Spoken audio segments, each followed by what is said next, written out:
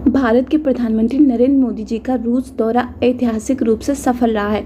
इस दौरे में भारत और रूस के बीच काफ़ी बड़ी बड़ी डील की गई है। रूस ने भारत को कई डील का ऑफर भी दिया है।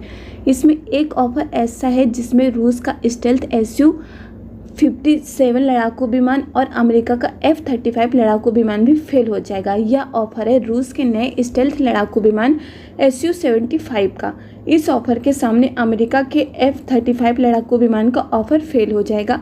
इसके पीछे एक बहुत बड़ा कारण है, भारत का जो M का लड़ाकू विमान है उसे इससे कोई भी नुकसान नहीं होने वाला। रूस ने 2 साल पहले अपने Su-75 नाम के स्टेल्थ लड़ाकू विमान को दुनिया के सामने लाया था। यह एक सिंगल इंजन लड़ाकू विमान था जैसे कि F-35 है।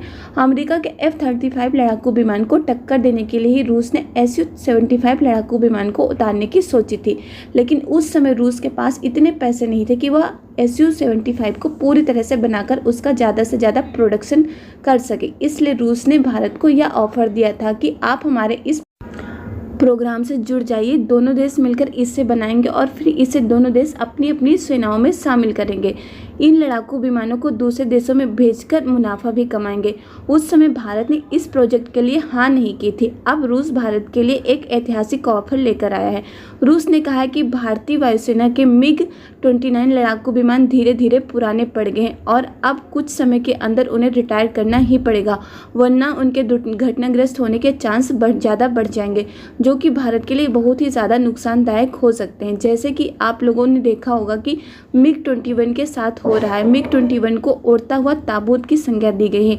यही संज्ञा कुछ समय बाद MiG-29 को भी दी जाने लगेगी अगर इनको समय रहते हुए रिटायर नहीं किया गया। लेकिन अगर MiG-29 को रिटायर कर दिया जाता है तो उनकी जगह पर किस लड़ाकू विमान को लाएंगे? रूस ने इसी पर भारत को ऑफर दिया है और कहा है कि अगर आप MiG-29 को रिटायर करके उनकी जगह पर राफेल लड़ाकू विमान लाते हो तो आपकी जो नौसेना है उसे उसी तरह का लड़ाकू विमान तो मिल जाएगा, लेकिन उसमें कोई अपग्रेडेशन नहीं होगा। इसलिए आप MiG-29 को रिटायर जरूर कीजिए, लेकिन उसकी जगह पर स्टेल्थ लड़ाकू विमान अपनी नौसेना में शामिल कीजिए, जैसे कि Su-75, जिसमें कि आपकी नौसेना के लड़ाकू विमान रिटायर भी हो जाएंगे और आपकी सेना बहुत ज़्यादा ताकतवर भी हो जाएगी, क्योंकि उसे स्टेल्थ लड़ाकू विमान मिल जाएंगे और भारतीय नौसेना भी दुनिया की उन एलिट नौसेनाओं में आ जाएगी जो कि स्टेल्थ लड़ाकू विमानों को ऑपरेट करती है। इस समय दुनिया में सिर्फ एक ही देश है जिसके पास स्टेल्थ लड़ाकू विमान है, वह देश है अमेरिका। रूस का कहना है कि अगर भारत इस प्रोजेक्ट में आ जाएगा तो भारत और रूस की सेनाओं के पास भी स्टेल्थ लड़ाकू विमान हो जाएगा। रूस के इस ऑफर के सामने सारे ऑफर फीके पड़ जाएंगे। अगर भारत इस प्रोग्राम में शामिल होता है तो शुरुआत में के सालों में भारत को कुछ पेमेंट रसिया को करनी होगी, फिर दोनों देश मिलकर इसे बनाएंगे, तब इसकी कीमत भारत को 35 से 40 मिलियन डॉलर पड़ने वाली है।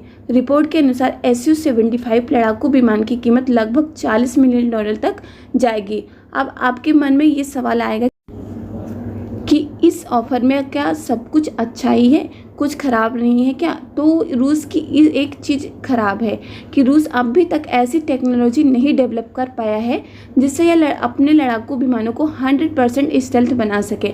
Su-75 लड़ाकू विमान की बात की जाए तो इसमें कुछ भी कमियां हैं।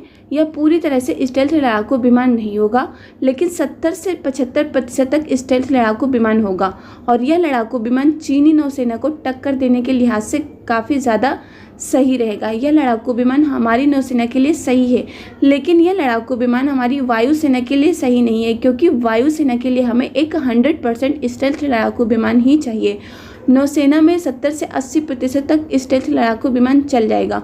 Su-75 लड़ाकू विमान भारत को काफ़ी कम कीमत पर मिलने वाला है, इसलिए रूस का यह ऑफर है कि MiG-29 को रिप्लेस करे और उसकी जगह पर Su-75 लाकर यह ऑफर भारतीय नौसेना के लिए काफ़ी ज़्यादा फायदेमंद साबित हो सकता है, क्योंकि आप लोगों को पता है कि चीन ने जो है अपना स्टेल्थ लड़ाकू विमान जो है वो तैनात कर दिया है। अब उसको टक्कर देने के लिए भारत को स्टेल्थ लड़ाकू विमान चाहिए ही चाहिए।